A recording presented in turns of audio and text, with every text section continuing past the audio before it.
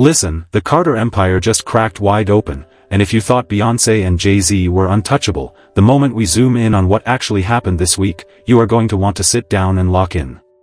Because Beyoncé is drowning in one of the ugliest backlashes of her entire career, Jay-Z just dropped the most embarrassing so-called freestyle of his life, Cécred is being called an outright scam by thousands of paying customers, DJ Akademiks just dismantled Charlamagne the God on live camera over a hidden casino deal, and Ice Spice, of all people, was spotted courtside begging for a Carter cosign like her career depended on it. Because, real talk, it does. And write this down, because every single one of these stories is connected. This is not 5 separate scandals. This is one collapsing empire, and I am about to walk you through every single domino as it falls. So before we go any deeper into the wreckage, do me a favor and slap that like button, subscribe if you have not yet, turn that bell on, and if you think the Carters have been coasting on manufactured mythology for way too long, hit that like button twice, because this one is going to sting from the very first receipt to the very last shot. Let's start with the hair. Because the hair, my friends, is where the whole Beyoncé illusion falls apart in front of us. Beyoncé and her Cécred brand rolled out a full documentary campaign this month positioning themselves as the honest, homegrown answer to black hair care. The message was polished, the visuals were cinematic, and the timing was extremely suspicious. Because right when Cécred started catching serious heat, right when customers on TikTok and X started flooding the internet with videos showing the products doing absolutely nothing for their hair, right when Nicki Minaj's earlier warnings about the Carter camp suddenly looked prophetic, HOV conveniently walks out in public with a brand new haircut. A haircut, my friends. As if a fresh fade is going to erase the fact that customers are out here disputing charges with their banks, waiting weeks on packages that never shipped, and staring at their scalps wondering where their money went. And the Cécred defenders keep saying, oh, that is his hair, those are her products, my cousin's aunt uses it and her curls came back. Sit down. Because the receipts do not lie. The complaints do not lie. The dispute filings do not lie. And Beyoncé standing in front of a camera, smiling for a documentary while grown women somewhere are combing empty product through empty edges, is not the flex the Carters think it is. Beyoncé built a mythology on being for the culture. So the moment Beyoncé turns that culture into a cash grab, the culture is going to remember. And here is where the whole thing lands. Beyoncé did not launch this documentary because she wanted to educate anybody. Beyoncé launched this documentary because Nicki Minaj poked a hole in the balloon started leaking, and the Cécred bank account needed a rescue mission. That is not empowerment. That is damage control dressed up in soft lighting, run through a corporate filter, and packaged as a love letter to black women. And Beyoncé's team knows it. They know exactly what they did. They know why they did it. And they are praying you never connect the dots. Now stack on top of that what Jay-Z did next. Because if you thought the Cécred meltdown was messy, what HOV said on that stadium stage this week takes the whole scandal into a completely different orbit. Jay-Z sold out 3 nights at MetLife Stadium. Fine. Congratulations. But instead of walking out and delivering the kind of era-defining performance a rapper of his supposed stature should be delivering in 2026, the Brooklyn mogul walked out and dropped what he called a freestyle. And the freestyle, if we are being honest, was a warmed-over studio scrap. It was a rehearsed, pre-written, ghostwritten adjacent bar dump that sounded like it fell out of a 1996 mixtape and got dusted off for the occasion. And that is not just my honest read. That is what Desiree Perez's own daughter Deorah tweeted out this week, and she torched her father figure with surgical precision. Deorah said, and I quote the spirit of it plainly, if you have to pre-write your freestyle, it is not a freestyle. If you are so untouchable, why are you name-dropping other rappers just to steal their shine? Print it on the record, because Jay-Z's own extended family just admitted in public that the man is not freestyling. He is scripting. He is engineering. He is manufacturing the appearance of greatness because the actual greatness has evaporated. And when Desiree Perez's own daughter is publicly torching your bars, you have already lost the argument before the mixing engineer even opens the session file. And listen, I want to be very careful here, because I have always respected the HOV catalog, the blueprint, Reasonable Doubt, Black Album era Jay-Z. Nobody is arguing with that resume. Nobody is trying to erase that history. But 2026 HOV? 2026 HOV is not that guy. 2026 HOV is a corporate operator who has convinced himself that being rich makes him lyrically untouchable, and the new blog era of hip-hop journalism is finally telling him no. Because the bars Jay-Z spit at MetLife were not bars. The Brooklyn mogul stood in front of tens of thousands of paying fans and defended his Target deal, defended the Cécred cash grab, defended his own greed, and framed the black community as hypocrites for questioning him. He looked directly at the audience and said, "Oh, you shop at Amazon, so you cannot question me. You post on Instagram, so you cannot question Meta. You use Google, so you cannot question YouTube. Do you see what he is doing there?" HOV is using a rhetorical shell game to deflect legitimate criticism. He is telling the same black audience that built his entire empire that they are not allowed to ask questions about how that empire is being cashed out. And no cap, that argument is intellectually bankrupt. Nobody said Amazon was above criticism. Nobody said Meta was above criticism. Nobody said Google was above criticism. What people are saying is that when a rapper brands himself as the culture is allowed to demand accountability from him. That is the deal. That is the contract. And HOV is trying to void it in real time, in front of a sold-out stadium, and expecting the audience to nod along. Here is where it gets even more embarrassing for the Carters.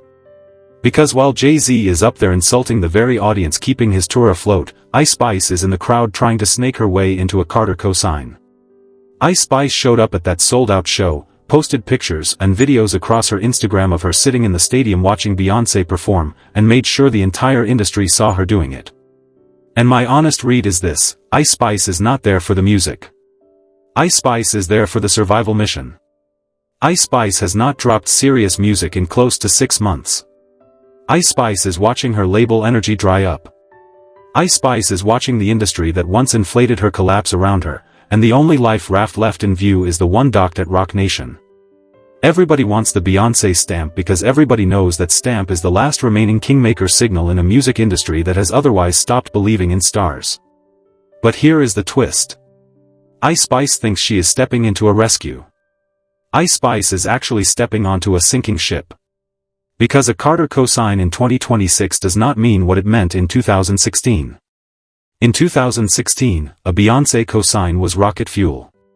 In 2026, a Beyoncé cosign is a floating red flag that says please investigate my last 3 business deals. And every young artist watching Ice Spice make that pilgrimage should be taking mental notes about what not to do next. Now let us talk about the part of this story that the mainstream press is refusing to touch. Because DJ Akademiks just walked into a sit-down with Charlamagne the God, and Akademiks did something nobody else in hip-hop media has been willing to do. Akademiks calmly, publicly, with receipts in hand, exposed Charlamagne's hidden financial entanglement with Jay-Z's failed Times Square casino bid. And let me set the stage for you. For months, Charlamagne has been out here defending HOV, promoting the Roc Nation casino project, showing up at town halls advocating for that specific development, framing himself as a neutral cultural voice speaking on behalf of the community. But Akademiks pulled the actual public filings, cross-referenced the documents submitted to New York State, and demonstrated on camera that Charlamagne is not a neutral commentator. Charlamagne is listed under the Roc Nation umbrella in the official bid disclosure. Charlamagne had, and by his own eventual admission on that same podcast, a direct financial stake in that casino project. And Charlamagne never once, on his platform, disclosed that financial interest to his audience.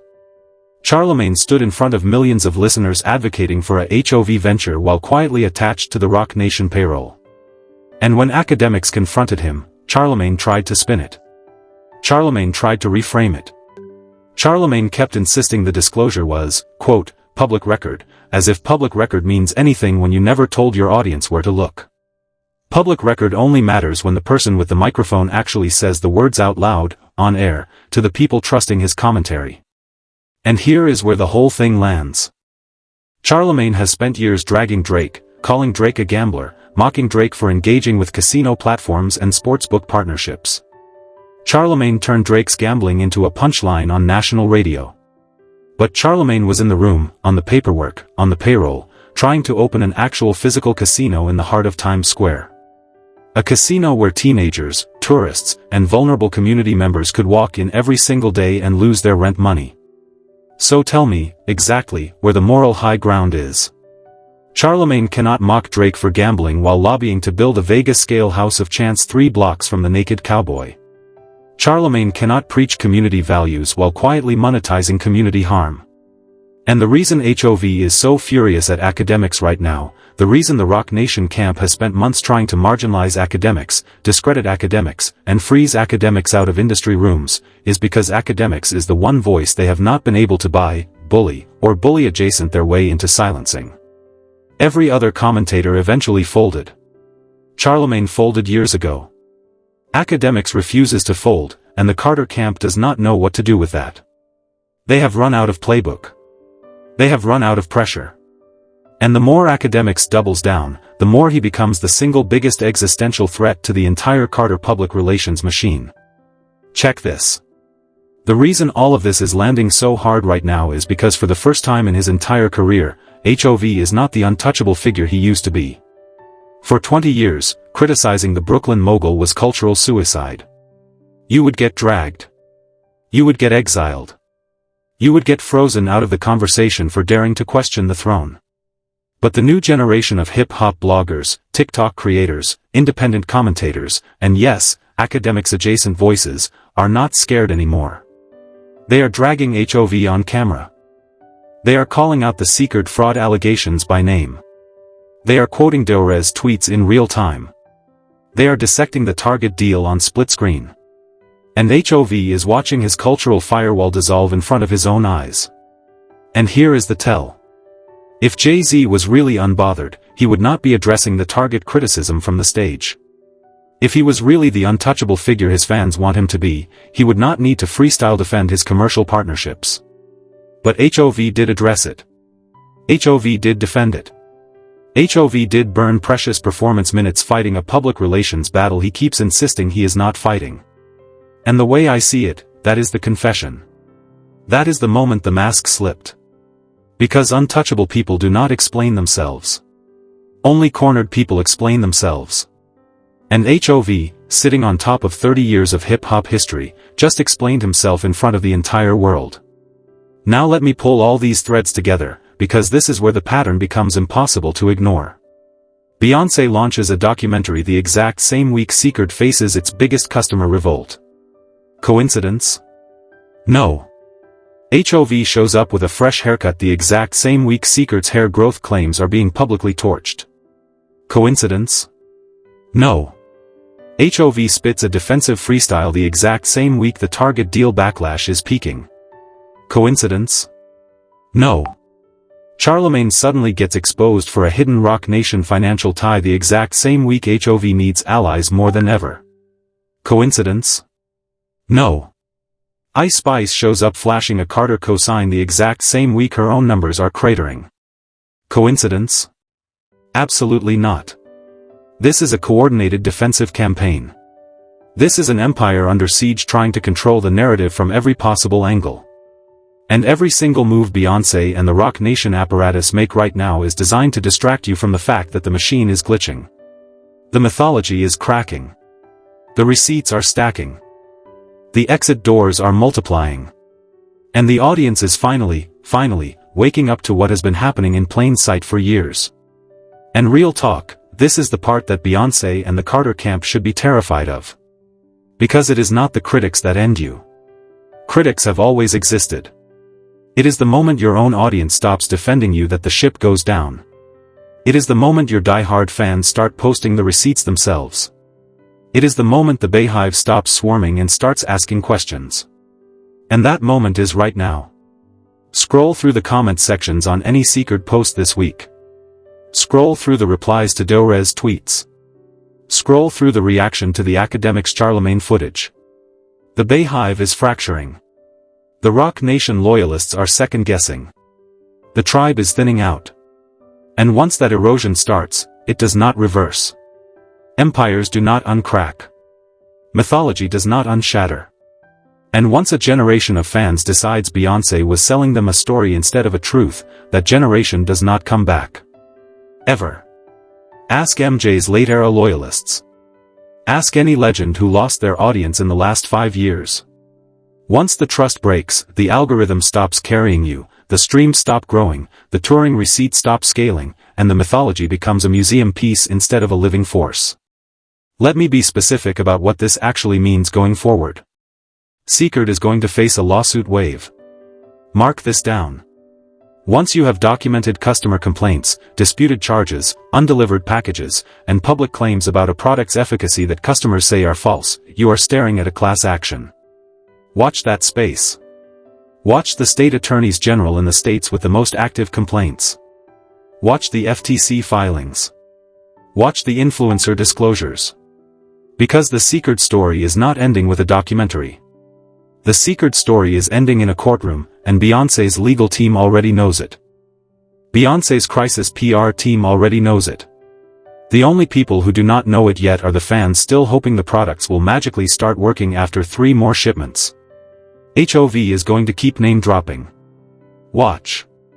Every stadium show for the next 12 months is going to feature HOV reaching further and further back into hip-hop's ancestor list, invoking legends, mentioning icons, borrowing shine from anyone still respected in the culture. Because that is what a fading titan does. A fading titan does not build. A fading titan cites. A fading titan turns their setlist into a museum tour, hoping the audience confuses proximity to greatness with actual greatness. And print this on the record. The moment a rapper has to name-drop other rappers to justify his own set, that rapper is already yesterday. Nas figured it out. Andre 3000 figured it out. HOV has not figured it out, and pride is going to keep him from figuring it out for at least another album cycle. Charlamagne is going to try to reset. Watch for a slow, quiet pivot in his content over the next 6 weeks.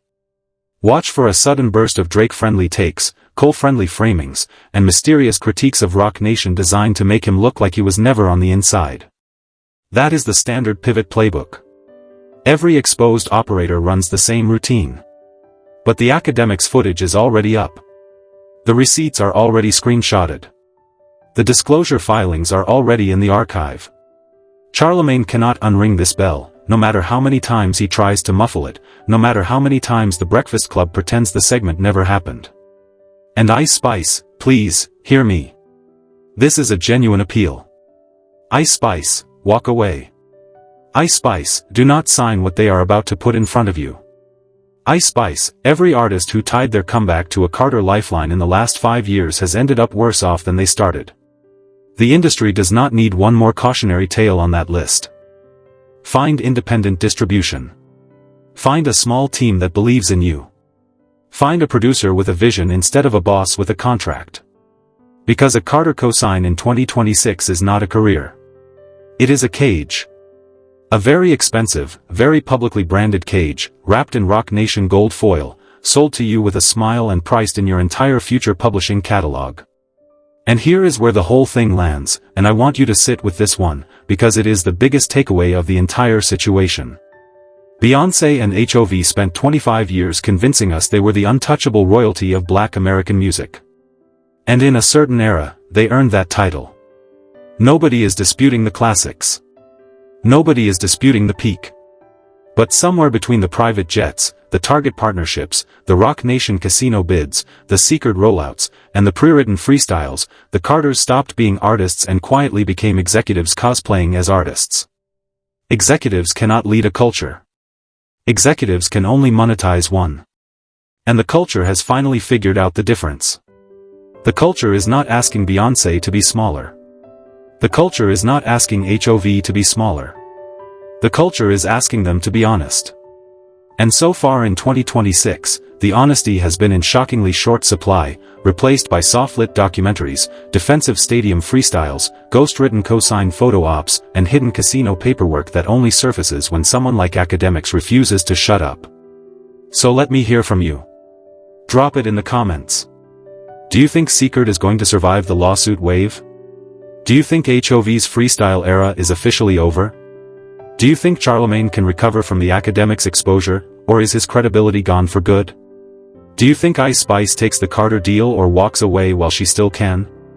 And the biggest question of all, is the Carter empire actually crumbling, or is this just another storm they weather like they always do? Tell me everything. I read every single comment. If you rolled with me all the way to this moment in the video, you are the reason this channel exists, and I appreciate you deeply.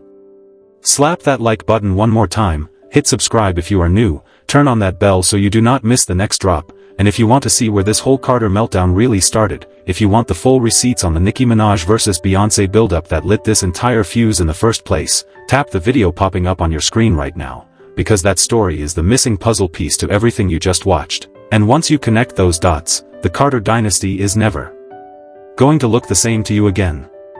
Stay locked in. This story is not close to over. Not even close.